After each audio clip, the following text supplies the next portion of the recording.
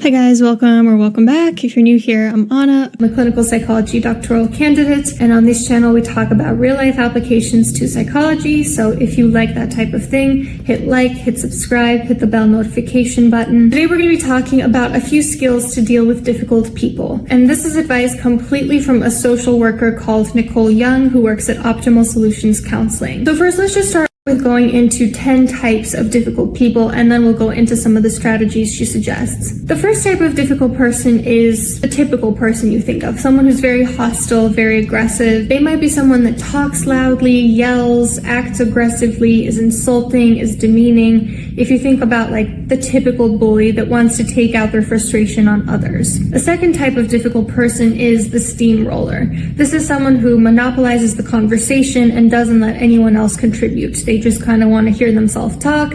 Maybe they're a mansplainer, maybe they're very grandiose. They might even be very charming, but just they need to be in control of the conversation at all times. The third type of difficult person is the complainer. This is the person who finds fault in everything and everyone but themselves. My friend was recently telling me that she came into contact with someone, very bougie, entitled consumer that got very irritated when everything wasn't perfect around them. Number 4 type of difficult person is the silent or unresponsive type. This is the person who avoids verbal or nonverbal communication, sometimes as a punishment. They might be giving you the silent treatment or stonewalling you to punish you for something, basically emotionally blackmailing you. I once had a friend who I would speak to directly, and this person would not even look up from their phone. It really is a tactic to make the other person feel as unimportant as possible. Number 5, the know-it-all. This is the person that perceives new ideas as a challenge to their authority, so they act like they know everything and like they can never go wrong. They're that person that when you get excited and you want to tell them something, they say, "Oh yeah, I already knew that," or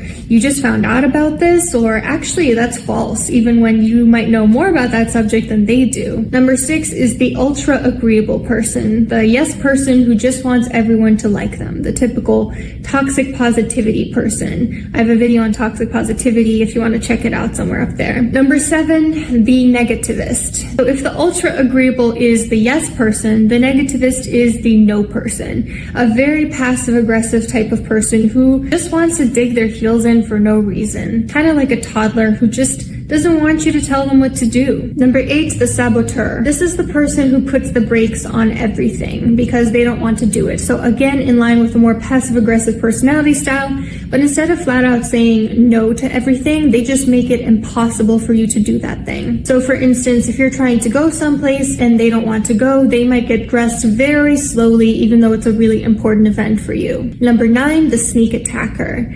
This is someone who seems nice, but highly negative and critical out of the blue. They really hit you out of left field. I once had a coworker who, after our meetings, she would text me to say good job. And then in a meeting with our boss one time, we were talking about what we both want to improve in our performance, what our strengths versus our weaknesses are. And when I revealed my weaknesses, she said, "Anna, is there anything I can do to support you in that? You seem to really be struggling with this." When in reality, I wasn't struggling at all. I was just sharing this same exact weakness as her, actually. And so for the sneak attacker, it really comes out of left field. There's this really negative, critical attack that is very veiled in nice language where you don't even know what to think. And number 10 type of difficult person, the gossiper. They talk behind people's backs. They're very two-faced. They're that person that thinks they're amazing because they say good morning to your face, but then they spread lies behind your back. So I'm imagining many of you are thinking about a specific difficult person if you're coming into this video. And if that's the case, I would love to know which category they fall under, or if you think there's a different category, because I'm sure this is not an exhaustive list by any means. So let's go into the skills for dealing with these types of difficult people. First skill is reframe. So really starting to reframe the way you think about certain behaviors and traits. Let's say the difficult behavior or trait that you're dealing with now is gossip, someone who's a gossiper. A negative view of that person might be to say, well, they gossip because they're a bad, mean person. Maybe a way to reframe that might be they gossip to get closer with others because they struggle to form genuine connections. Or maybe they gossip because they think putting others down will elevate themselves. Maybe they just have low self-esteem. If the behavior or skill that you are trying to reframe is the know-it-all,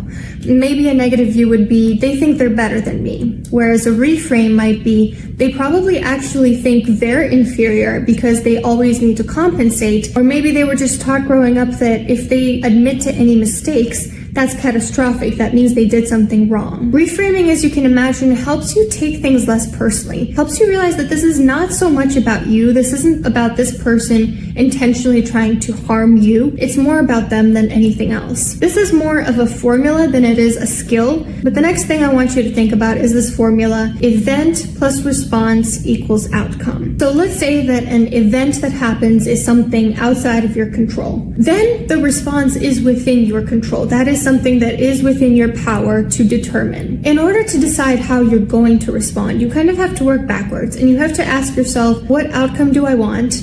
And then determine from there what your response should be. For instance, let's say the event that happened is your mom is yelling at you. The desired outcome might be to stop the yelling. So if that's the case, what kind of response might get you that desired outcome? Would yelling back get you that desired outcome of stopping the yelling? Probably not. So what about if you calmly say, I hear you, but please lower your voice?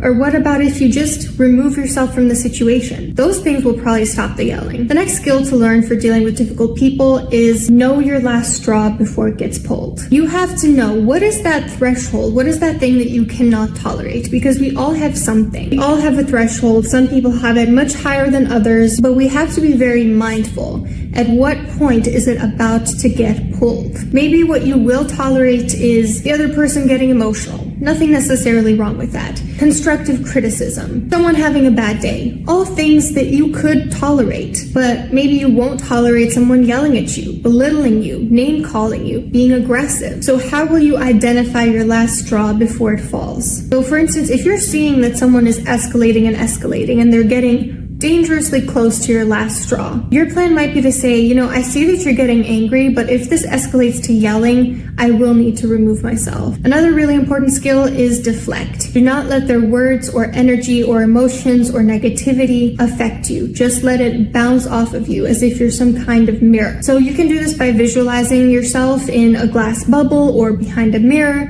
or wearing reflective clothing, or like a polished rock off of which the water just rolls off, the water being the abuse that person is giving you. Or you can imagine yourself behind a fortified wall with a river all around. And while you're visualizing this, also prepare some affirmations that would help you deflect. So for instance, it might be something like, my emotions are within my control. This isn't about me, this is about them. Their words cannot reach me. So that's a really important skill to learn, deflect, and it is much easier said than done, so the more you can practice it, the better. Another skill is diffuse. Neutralize their behavior so that you can maximize your chances of getting what you want. Because if you further anger them, they're not going to listen to you, you're not going to get your needs met. It's in your best interest to de-escalate. So to diffuse, maybe you might just observe or paraphrase inside your head what's happening, like, oh, they're getting angry, or this seems to have pissed them off, or okay, now they're starting to yell. Simply be an outside observer. Do not see yourself as part of the issue. Do not see their problem as your problem. And while you're doing this, if you're trying to get your needs met,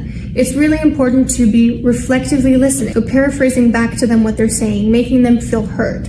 Active listening, so nodding along, making eye contact, mirroring their body language, clarifying and questioning when you feel like you don't really understand what they're saying, really asking the right questions to make sure that you truly understand their perspective. You can also mirror or contrast as appropriate for the setting. So mirroring might be sitting like them. There's nothing wrong with sitting like them if they're not being openly aggressive. It might make them feel more heard, more seen, more allied to you. Versus contrasting can be helpful if, for instance, they're yelling and you lower your voice. Suddenly it's very apparent to them that there's a difference in volume there, that they're being inappropriate. Or if they're pacing around, you might sit very still.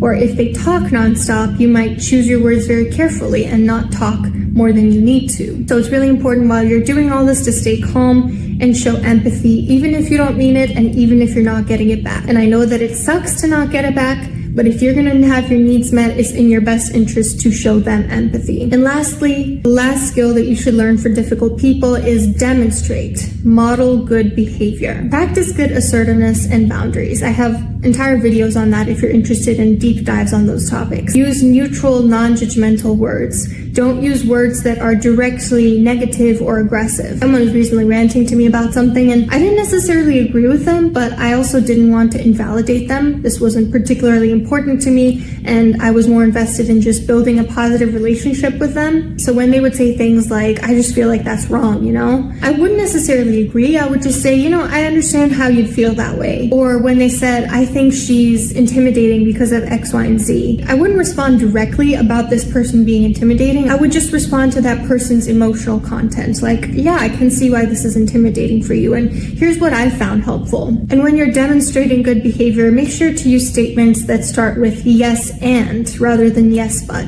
Because when you say but, everything that came before that word is basically non-existent. That person's only going to hear what comes after the but. Also use a lot of I statements. I've noticed, I'm concerned that, I want to make sure I understand, I want to help, and validate and move on. So you can validate their experience, or at least their emotional experience, and then move on from that. You can say, I understand that you feel that way. Something that I've personally found helpful is blah, blah, blah. So these are some very valuable skills for dealing with difficult people. Thank you so much again to Nicole Young for this amazing list. If you enjoyed this video, hit like, hit subscribe, hit the bell notification button so that you can be notified about every new video, and I'll see you soon.